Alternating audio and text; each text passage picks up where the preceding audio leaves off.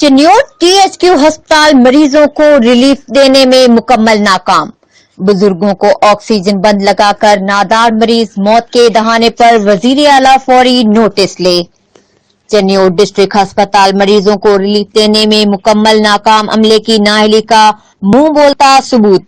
अगर जिंदगी बचाने वाले ही जिंदगी गंवाने में लग जाएं तो अस्पताल में धक्के खाने कौन आएगा।